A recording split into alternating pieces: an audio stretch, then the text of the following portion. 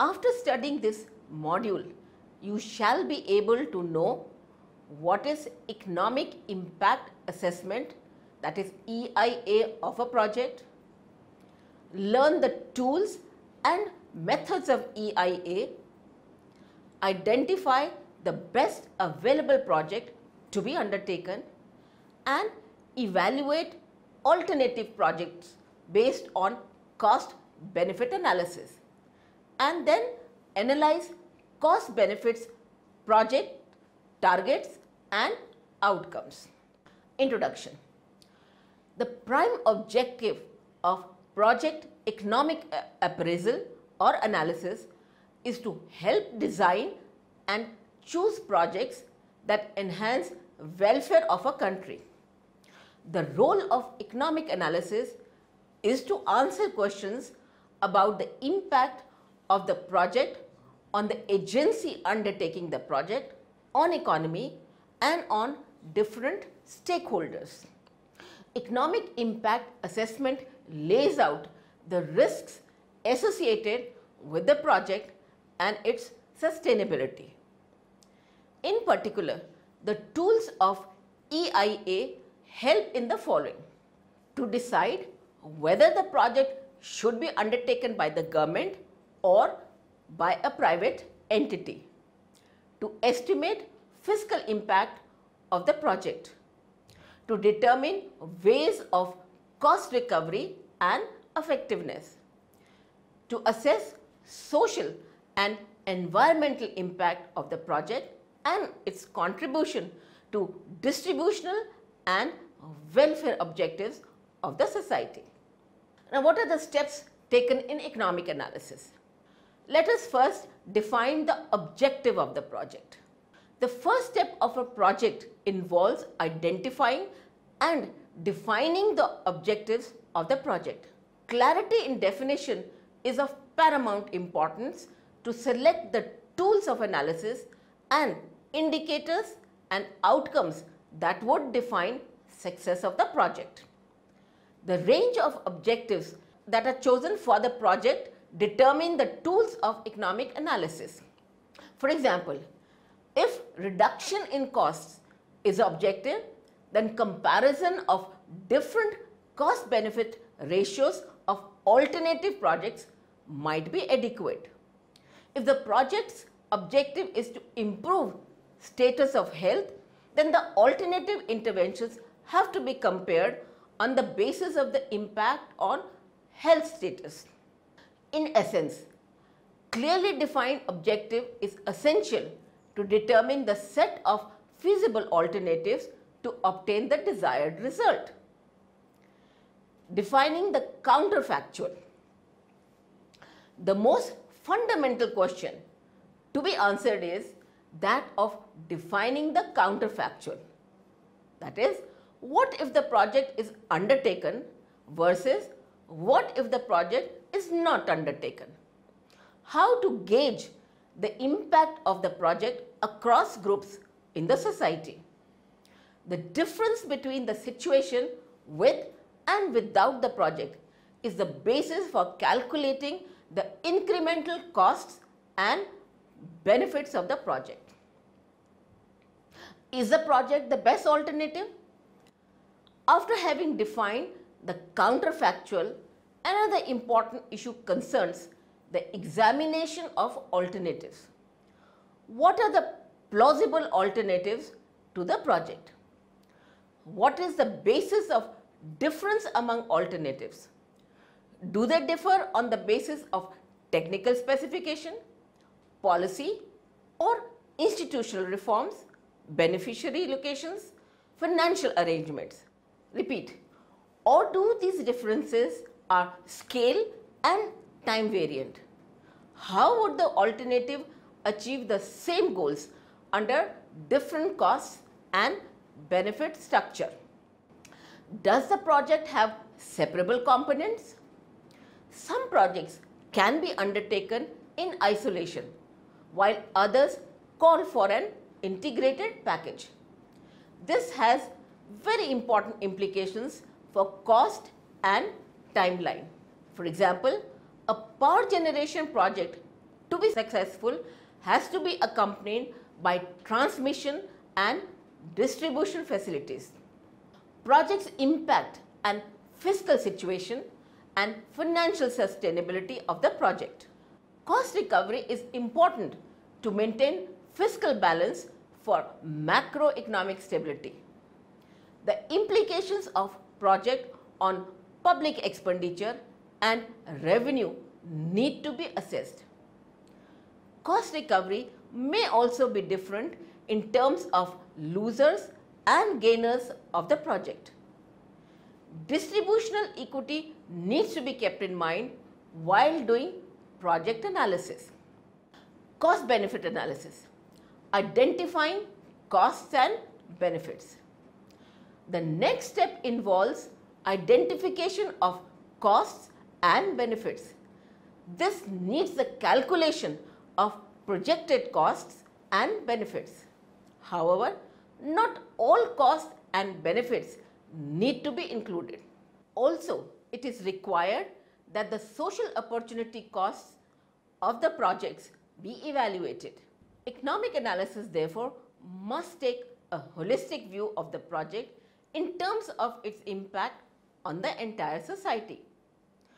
Cost benefit analysis of a project has three components. 1. Estimating the net impact of the project. The first step requires analysis of two main aspects. First, what outcomes have the project participants achieved in comparison of a situation in which they had not participated in the project, that is, the net impact of the intervention.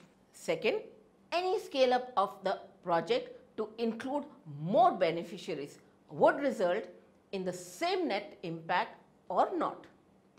Tests of significance are used to calculate the size of the estimated net impact. In a large representative sample, tests of significance will tell you whether a random selection of another group of participants from the same population will have the same net impact under the intervention. To do this, a control group has to be set up against the treatment group where the former are not provided the intervention while the latter are in treatment.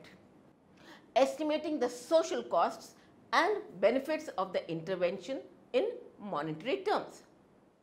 The second step in conducting a cost benefit analysis involves an estimation of the social costs and social benefits of the intervention in monetary terms. Estimating benefits needs to be carefully done as a project is bound to have short run and long run benefits as well as direct and indirect benefits. Similarly, while identifying beneficiaries, there are direct and indirect beneficiaries. Though very long term benefits may not be measurable, it is worth considering intermediate milestones. Costs also need to be estimated in terms of fixed costs, variable costs and funding costs. It is rare for the cost of intervention to extend beyond the intervention period. If they occur, they will in most cases be revealed as negative benefits and will be monitored through the benefits section. Calculating the cost benefit. Cost benefit analysis provide a single measure, which is a summary measure of the difference between the costs and benefits of an intervention. This is the net present value, a preferred method to calculate the net impact of a project. Some prefer to calculate difference between net costs and net benefits. Present value calculations can be measured at any time even after the project has ended. Cost effectiveness analysis, often called CEA. As compared to cost-benefit analysis, cost-effectiveness approaches are used when the projected benefits cannot be converted into a comparable monetized measure. This investment criteria ranks alternative projects in terms of costs. The investment decision criteria aims to minimize the new present value of costs. The cost effectiveness rule is considered a better decision rule only when the benefits accruing from different alternatives are homogeneous. It would be appropriate then to use this rule when comparing two or more projects. In the case where interventions have multiple types of benefits, then the cost effectiveness approach cannot be used. In that case, the net present value and rate of return formula are preferred. In general, the CBA and CEA will give different rankings depending on the choice of discount rate as well as the time period under consideration. Measuring spillovers and externalities. Projects have several unintended spillovers or externalities. These are unintended effects, positive or negative, of the projects on a third party. Generally, the third party has no power over the absorption of these effects. Spillovers are always non-marketed and cannot be measured using the price mechanism. Sometimes the extent and spread of externalities are huge and varied across time and space. In this case, project appraisal needs to consider more immediate externalities. Let's look at the costs and benefits. Identification of costs and benefits. The following need to be addressed while identification of costs and benefits. 1. System costs. A particular project investment could call for complementary investments. For example, a power generation project has to be accompanied by transmission and distribution. Hence, all the related costs that are part of the system need to be considered. 2. Sunk costs. Sunk costs of the project need not be included in the project costs. Contingencies. These have to be treated as part of project cost. Working capital. This is defined as net receivables, market securities, bank balances and cash on hand. For economic analysis, only real resources need to be considered. Transfer payments, taxes, subsidies and duties are not to be included. Depreciation. Economic analysis does not include depreciation provisions, while expenditures on repairs and maintenance need to be taken into account. Depletion premium. In the case of non-renewable resources, depletion premium should be included to arrive at true economic cost. Externalities. Project effects, whether positive or negative, do not get reflected in the financial analysis. Whenever these externalities are large, they have to be considered in economic analysis. Valuation of non-market costs and benefits. Choice of discount rate. Since externalities have non-marketed costs and benefits, values for these need to be imputed. Calculation of appropriate social discount rate. which is also called SDR, is crucial to CBA. A too high SDR could prevent socially desirable projects from being undertaken, while setting it too low could imply choice of inefficient investments. Under perfect conditions, without market distortions, SDR equals market interest rate. Since the market interest rates do not reflect marginal social opportunity cost of investment, the issue then is to find out what rate should be used to discount future costs and benefits. Economists have proposed different approaches of SDR calculation. Difference accounting on account of effect of public investment on domestic consumption, private investment and cost of international borrowing. The following are the main ways to discount future. Social rate of time preference, called SRTP. This is the rate at which society is willing to trade 1 unit of present consumption for future consumption. One way to do this is to use after-tax rate of return on government bonds. This could lead to lower rate of discount, as society would have a bias towards lower rate in its collective attitude.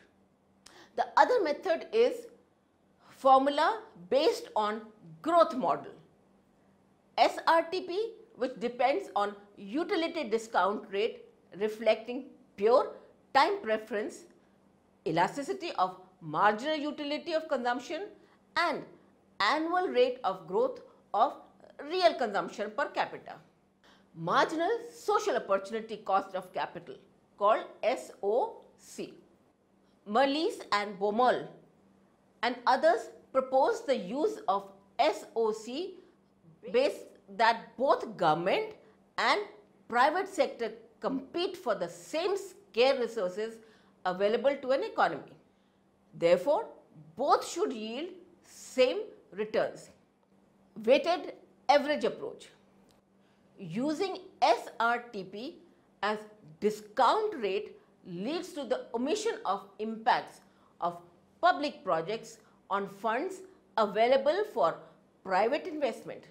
Using SOC, on the other hand, falsely assumes that public investment only displaces private investment and not consumption. The weighted average reconciles the two approaches. This, however, leads to over-discounting of project benefits, leading to a bias against long-term projects. Shadow price of capital approach. Proposed by Feldstein in 1972 and Bradford in 1975 and Lind in 1982, among others. This recognizes that the total cost of a public project is a sum of present consumption and future foregone consumption streams. Similarly, for benefits, net present value of projects is calculated by discounting future costs and benefits. Discounting intergenerational projects. From the mid-1990s, among growing issues of global warming, climate changes and environmental problems, intergenerational equity concerns have become important considerations. Economic prices of traded goods and services. Changes in price due to a project affect the demand and supply of goods and services in the economy. These effects should be accounted for in a project evaluation. Economic prices of non-traded goods and services. The marginal cost and prices may differ significantly in the case of non-traded goods. For example, peak load power or railway tariffs, etc. Shadow prices or wage rates. Labor is one of the most important components in projects, and the market for labor is generally distorted in developing countries. Differences occur in types of labor like skilled, semi-skilled, rural and urban labor. In determining the economic price of labor, both the level of skills and location of project need to be taken account of. Comparing costs and benefits, that is the investment criteria. After identification and valuation of costs and benefits of projects, the next step requires comparison of projects. A project should have a net positive benefit, and this should be larger than in other alternative projects. Comparison of costs and benefits can be done using the following. 1. Economic internal rate of return, rate of discount at which the costs and benefits are equalized. Or cost benefit ratio, which compares present value costs and benefits by discounting them at rate equal to opportunity cost. Net present value, which is a difference between the costs and benefits. Sensitivity test. The next step involves carrying a sensitivity test. This indicates how a possible change may affect a project's economic viability. The sensitivity indicator measures the sensitivity of the economic internal rate of return, which is called EIRR, to changes in the main variable. Project risks. Lastly, the project's risk need to be assessed and minimized. Risks vary for different projects and are inherently greater for projects. The EIRR is marginally higher than opportunity cost of capital. Summary. Let us summarize. In this module, we learn about steps and aspects of project economic analysis. We can put this in a box. Box 1. Public intervention, that is rationale and examples. Different interventions are needed depending on the market failure that exists in the system. Some of these are enumerated below. 1. Natural monopoly calls for some kind of regulation provisions. For example, water supply and electricity from natural monopolies. These can be tackled by franchise bidding. 2. Externalities can be taxed or subsidies, like in the case of pollution control and education. 3.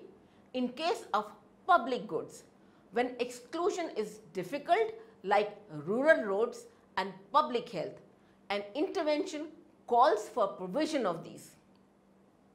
In case of situation where exclusion is undesirable, like research and extension, intervention could be one of the provisions of subsidies.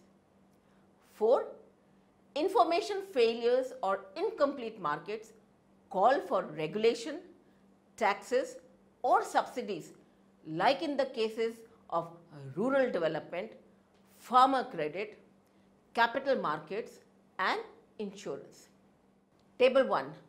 Sector specific guidelines for project economic analysis. Let's have 3 roles: project component, sectoral objective, steps in EIA. Under this, education project, providing knowledge, skill enhancement, equal learning opportunity. And in the 3rd row, need assessment of project, identification of target groups, its location, income, social status, assesses financial need, assess budgetary implication, assess distributional aspects, comparison of costs and benefits, private versus public education.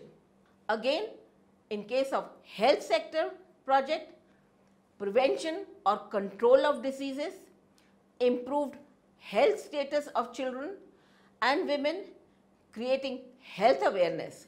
And in the third row, review of macroeconomics, considerations, review of healthcare system, national health plan, justification of sectoral needs, review of efficiency considerations, cost benefits analysis by use of cost effectiveness analysis and internal rate of interest, demand analysis, assess sustainability of project, equity considerations, access to facilities, affordability of intervention, cost recovery aspects. Table 2, urban service improvement, estimation of economic benefits. Again, we have 3 rows: component, method and tools. And respectively, we will talk about transport, in methods, savings of travel time and operating costs, accidental and environmental cost, statistical value of life, contingent valuation approach, and under tools, cost benefit analysis. Similarly, in case of river improvement, resource cost saving, environmental costs, displacement and rehabilitation cost, and in the third, cost benefit analysis, water supply, contingent valuation, cost of illness, hedonic prices, and then in the third, cost benefit analysis. Box 2, economic impact assessment of project. The main areas to be covered are macroeconomic assessment. That is, what are the macro policies that affect the project? How are the project's outcomes and targets affected by macroeconomic scenario? Analysis of key projections and economic outlook. Sector assessment. What will be the sector performance? What are the implications of the project for institutional and ownership performance and structure? How will the project fare in the prevailing policy environment? What are the constraints on sector performance, market and non-market failures? Demand assessment. What is the demand for the project? What are the users willing to pay for the use of services of the project or for project implementation? In case of losers from the project, what is the willingness to accept? Analysis of demand in a sector by estimating the main factors that influence demand. Economic rationale. What is the justification for undertaking the project? Why is public intervention necessary? Do the non-market or institutional failures justify institutional and policy reforms? Need to address market or institutional, role of private sector and rationale for public sector involvement. How does the project meet the national development goals or plans of the country? Project alternative analysis. Need to identify the counterfactual, comparing with and without project scenarios. Assessment of project alternatives in terms of scale, technology, location and timing. Least cost analysis as basis for project selection. Cost benefit analysis. What are the projected benefits and costs of the project? Do benefits outweigh the costs?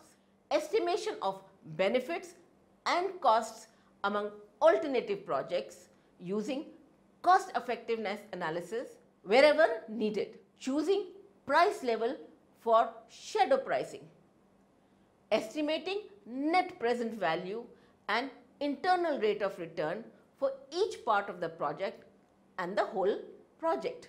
Financial and institutional sustainability, assessment of need for resources and source of funding for projects, ensuring a steady flow of funds to maintain flow of project benefits, estimation of financial return of the project, implication of project for taxes or subsidies, assessing the fiscal impact of the project, distribution analysis, finding out the beneficiaries of the project and assessing the benefits accruing to them, identification of the main project stakeholders, assessment of benefit incidence, identification of key target groups of project, risk and sensitivity analysis, assessing risks of the projects, identifying the key project parameters, quantitative risk analysis based on probability distribution for key variables, assessment of institutional risks, identification of measures to monitor and reduce project risk, monitoring and evaluation, evaluating the project on the basis on project outcomes and targets.